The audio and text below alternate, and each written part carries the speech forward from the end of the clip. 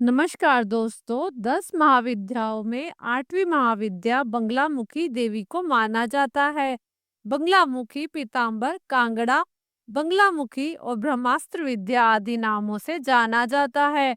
देवी बंगलामुखी समुद्र के मध्य स्थित मणिमहेश द्वीप में अमूल्य रत्नों से सुसज्जित सिंहासन पर विराजमान है। बंगलामुखी माता का रंग गोरा, शरीर पतला और स्वर्ण की तरह कांतिमान है। उनके 3 नेत्र हैं और वह अपने मस्तक पर अर्धचंद्र धारण करती है।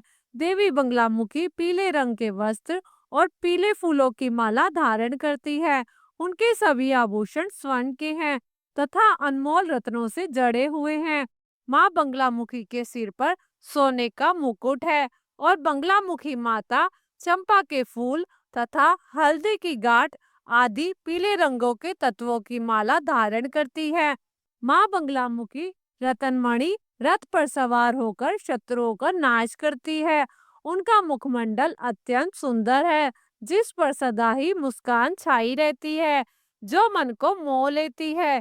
देवी ने अपने बाएं हाथ से दैत्य की जीवा को पकड़कर खींच रखा है तथा दूसरे हाथ में गदा पकड़ी हुई है, जिससे शत्रु सदा ही भयभीत रहते हैं।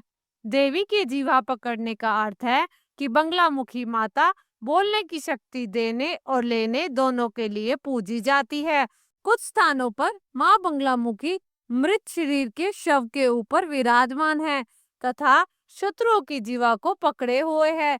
जो मनुष्य सच्चे मन से बंगलामुखी माता की आराधना करते हैं, उनका कोई भी बाल बाका नहीं कर सकता। शत्रुओं के नाश, वाक सिद्धि, वाद विवाद में विजय प्राप्त करने के लिए माँ बंगलामुखी की उपासना की जाती है। इनकी उपासना से भक्तों का जीवन हर प्रकार की बाधाओं से मुक्त हो जाता है। शांति कर्म में धन धान्य के लिए तथा पौष्टिक कर्म में देवी की शक्तियों का प्रयोग किया जाता है। बंगलामुखी माता के भक्त सभी सांसारिक सुखों को भोगकर अंत में मोक्ष को प्राप्त करते हैं। माँ चाहिए तो शत्रु की जीवा ले सकती है और भक्तों को मधुर दिव्य वाणी का आशीष देती है। देवी की पूजा करते समय पूर्व की तरफ मुख रखना चाहिए और उन्हें पीले चावल, पीले फूल और पीले रंग का प्रसाद अर्पित करना चाहिए। त्रेता युग में जब राम और रावण के बीच युद्ध हो रहा था और रावण के बड़े बड़े योद्धा राक्षस मारे जा चुके थे, तब रावण के पुत्र मेघनाथ ने स्वयं रणभूमि में जाने का फैसला किया। रणभूमि में जाने से पहले उसने शत्रु शमन के लिए अपने पिता दशानन रावण की जीत के लिए शक्ति स्वरूपा देवी माँ बंगलामुखी का आह्वान और अनुष्ठान निर्जन और एकांत स्थान में शुरू किया। इस अनुष्ठान की निर्विघ्न समाप्ति के लिए सभी प्रमुख दानवों को तैनात किया गया और उन्हें आदेश दिया गया कि जो भी इस यज्ञ को हानि पहुंचाने की चेष्टा करे, उसका तुरंत ही वध कर दिया जाए।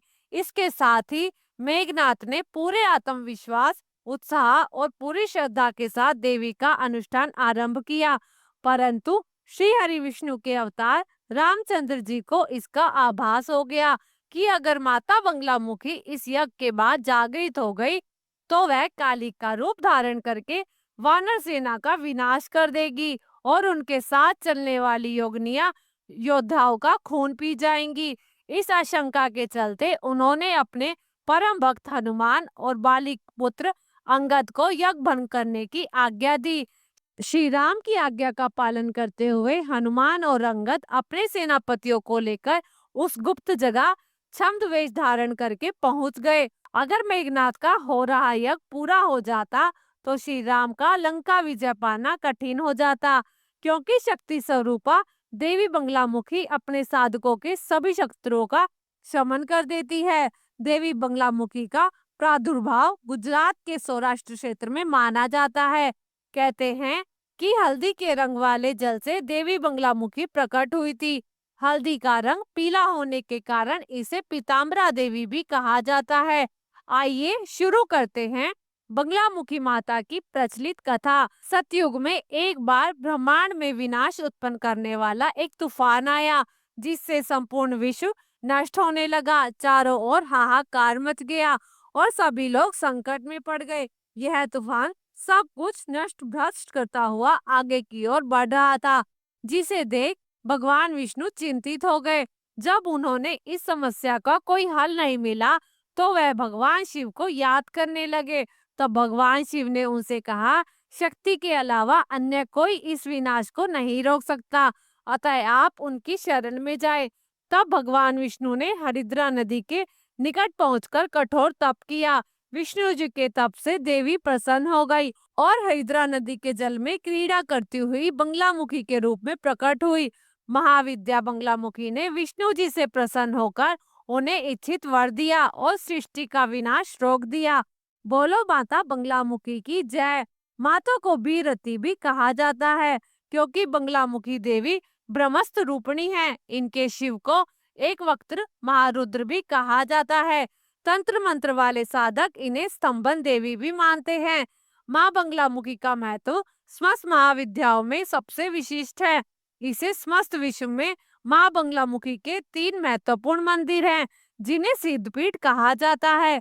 जिनमें से एक सिद्धपीठ मध्य प्रदेश के दतिया क्षेत्र में है, जिसे पीताम्बरा पीठ कहते हैं। माँ बंगलामुखी का दूसरा और प्रसिद्ध मंदिर हिमाचल के कांगड़ा शहर में है, जहाँ पर देवी बंगलामुखी कांगड़ा देवी के नाम से प्रसिद्ध है।